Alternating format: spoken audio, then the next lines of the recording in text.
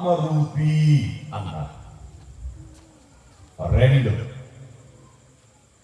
అగ్ని అయిన వాడు.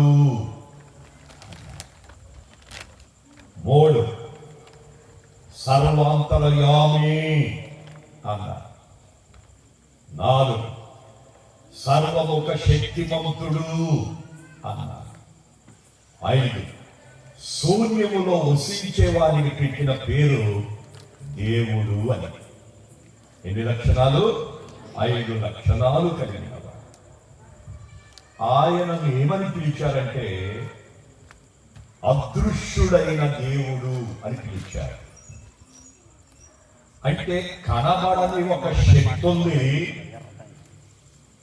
అదే సమస్తమును నడిపిస్తూ ఏలుతుంది అని భూమి మీద పుట్టి పెరుగుతున్న ప్రతి వ్యక్తి నమ్మి పలికే మాట తెలుపుతున్నాయి పూట.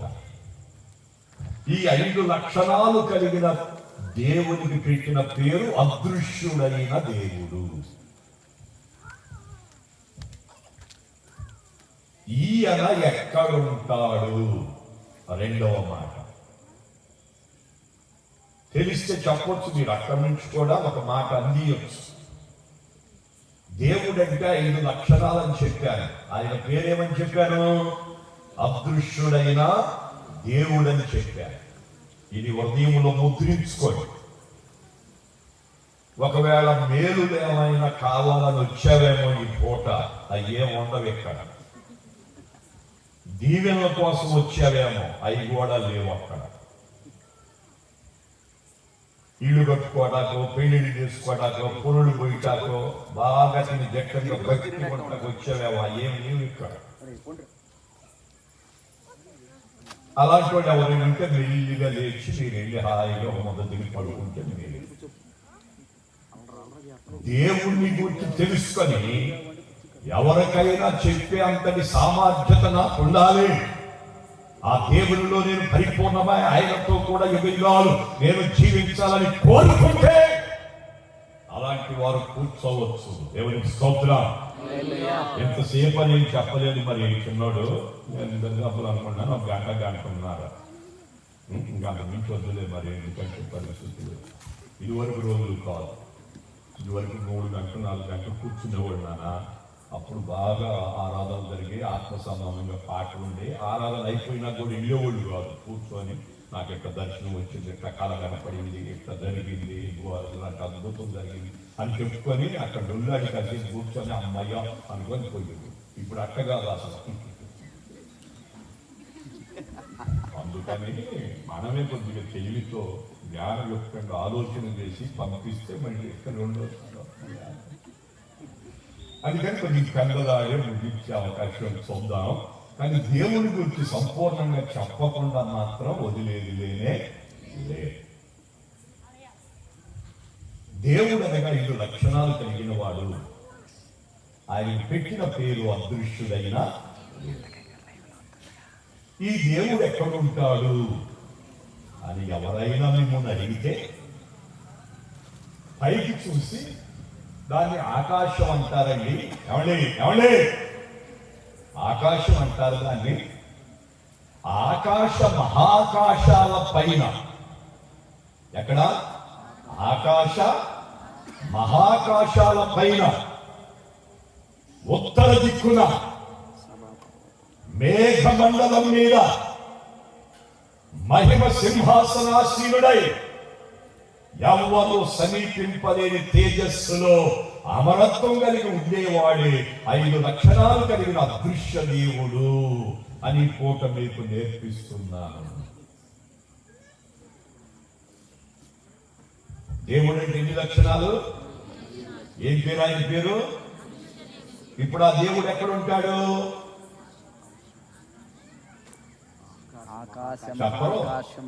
ఎందుకంటే ఎన్నట్టు ఉంటారు, ఎవరో పోతున్నట్టు ఉంటారు. కళ్ళు తెలుసుకొని నిద్రపోయే వరాలు కొంతమందికి ఉంటాయి. మామూలుగా గుర్తు చేస్తున్నా జరిగే విషయాలు. అందుకని అడగంగా చెప్పలేకపోయిన కారణాలు అయ్యే. వింటే చెప్పగలుగుతారు కదా. ఎక్కడ ఉంటాడు అనుకున్నా? ఆకాశ మహాకాశాల అయినా అది పరలోకములో ఉంటాడు అని ఒక మాట చెప్పు. ప్రజలకు చెప్పేటప్పుడు దేవుని గురించి స్పష్టంగా నువ్వు తెలుసుకొని వివరంగా విపులంగా అర్థమయ్యే రీతిలో చెప్పగలిగితే ఈ పాటికి కొండల ప్రాంతం అంతటిని మీరు పట్టి దేవునికి అప్పచెప్పి నిలబెట్టేవారు. దేవుడు ఎవరంటే ఒక్కళ్ళు ఒక ఆన్సర్ ఇవ్వలేకపోయారు కనుక ఈ కోట పూర్తిగా తెలుసుకొని వెళ్ళాలి. ఈ దేవుడు పరలోకములో ఉంటాడు.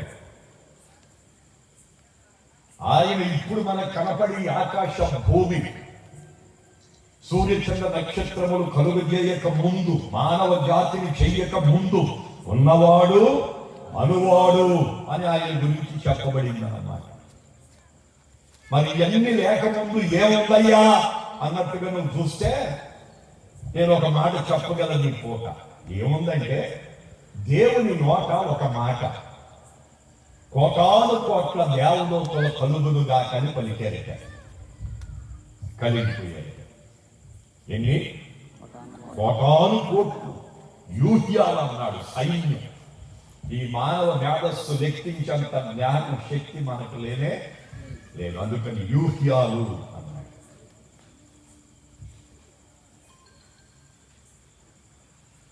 ఆ కోటాను కోట్ల దేవదూతలు అందరినీ కలుగు చేసిన తర్వాత అందులో నుంచి ప్రత్యేకంగా 7 బయటికి తీశారట.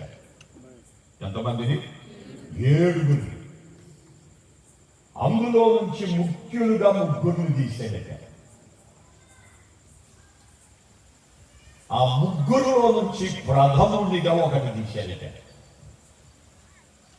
ఆ ప్రథముని పేరే వేకువ చుక్క తేజో నక్షత్రం అని పేరు పెట్టారట. అతన్ని పిలిచి అన్నారట, నేను సింహాసన ఆసీనుడై కూర్చుంటాను, వీరందరినీ క్రమబద్ధంలో పెట్టే నన్ను ఆరాధించండి అన్నారట. ఈ వేకువ చుక్క తేజో నక్షత్రం లేచి వెళ్ళి ఆ కోటాను కోట్ల దేవదూతలందరినీ క్రమబద్ధంలో పెట్టి తనకిచ్చిన గొప్ప కృపావరం గాయకునిగా ఎన్నిక చేసుకున్నాడు. రెక్క విప్పితే 7 స్వరాలు.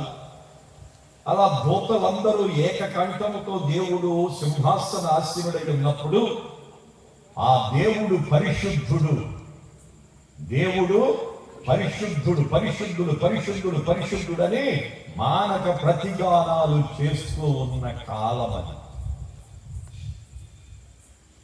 దేవుడు సింహాసనాసీనుడై ఆ స్తుతులు ఆగ్రహిస్తూ తన్మయుడై ఆనందిస్తున్నారట. తన్మయుడై ఆనందిస్తున్నారట. ఈ ఆనందాన్ని చూసిన ప్రముఖ దూత వేకువ చుక్క తేజో నక్షత్రం అనబడిన వాడు, దూతలారా ఒక్కసారి దేవుని వైపు చూడండి అన్నారంట. ఇప్పుడుదాకా చూస్తానే స్తుతిస్తున్నాగా ఏముంది అన్నట్టుగా మళ్ళీ తేరి చూశారు. ఆయన అనితానంద భరితుడై ఆనందపడుతున్నారు. ఏముంది? దేవుడు ఆనందపడుతున్నారు అన్నారు. అయితే ఈ ఆనందానికి కారకులు ఎవరు అని అడిగారట. మనమే కదా అన్నారట. ఇందులో ముఖ్యులెవరు అని అడిగారట. నువ్వేగా అన్నారంట. అవును కదా, అయితే ఒక పని చేద్దాం, నేను కూడా దేవుని సింహాసనానికి సమముగా సింహాసనం వేసుకొని కూర్చుంటాను, నన్ను కూడా మీరేం చేయాలి? స్తుతించండి అని కోరారట. అప్పుడు ఈ సైన్యాలు యూహ్యాలు అనుకున్నాం కదా, మన జ్ఞానానికి అంత అందదనుకున్నాం కదా, వారందరినీ కలిపి ఒక 10 మందిగా తీసుకుందాం మన ఆలోచన ప్రకారంగా. ఈ 10 మంది ఆ మాట విని అందులో నుంచి 3 బయటకు వచ్చి, నిజమే దేవుడు ఆనందించడానికి కారణం మనమే, ఇందులో ముఖ్యులు మీరే, మీరు కూర్చోండి, ఎవండి ఎవండి మీరు కూర్చోండి, దేవుణ్ణి స్తుతిస్తాము, మిమ్మును కూడా స్తుతిస్తాము అని 3% గుంపు ఏర్పడి కేకేసి చెప్పారట. ఈ 7 బయటకు వచ్చి పక్కకు వెళ్ళి, నువ్వు దేవుడు కాదు కదా, మావలే గోతవు కదా, నిన్ను మేము స్తుతించం అని పక్కకి వెళ్ళిపోయారు. మీరు వెళ్ళిపోతే నాకేమైంది? నాకు ఒక గుంపు ఏర్పడింది కదా, ఇది సరిపోతాంది అనుకొని దేవునికి సమముగా సింహాసనం వేసుకొని కూర్చోగా, వీళ్ళందరూ దేవుడు పరిశుద్ధుడని పలుకుతుంటే ఈ 3 గుంపులను చూశారు. వీళ్ళు దేవుడు పరిశుద్ధుడే మాత్రమే కాదు, ఆ దేవుని ద్వారా అధికారం పొందిన శరువా, కెరూబా, వేకువ చుక్క, తేజో నక్షత్రమా, నువ్వు కూడా యోగ్యుడిని ఈ స్థుతులు ఆగ్రహించు అని మొదలెట్టారట. అప్పుడు హృదయ గర్వాన్ని బట్టి కూర్చున్న వారికి ఏకీభవించిన వారిని పట్టి, వారి కొరకు దేవుడు మొట్టమొదట పాతాళము అనే దాన్ని కలుగజేసి, పట్టిన వారిని ఆ పాతాళ బిలములో పడవేశారు అని రాశారన్నమాట. ఇప్పుడు ఇంకొక మాట, సైతాను, దయ్యం, భూతం, గాలి, అపవాది, దయ్యం అన్న విషయము ఎవరాళ్ళు? ఎవరైతే మనకి ఎందుకయ్యా తొందరగా కానీ అన్నట్టు కూర్చొని పోతున్నారు నాయన. తెలుసుకుంటే ఇతరులు చెబుతారనే ఒక ఆశ, అంతే, ఏం లేదు ఇక్కడ. వింటున్నారా? మామూలు లోక సంగతులు అయితే తెలియగానే ఊరంతా పాపకాలు చెప్తారంటగా. మరి దేవుని వాక్యాన్ని వింటారు, ఎవరికి చెప్పరు. అందుకనే లోకానికి దేవుని గురించి సంపూర్ణంగా విశదీకరంగా చెప్పలేకపోతుంది క్రైస్తవ లోకం.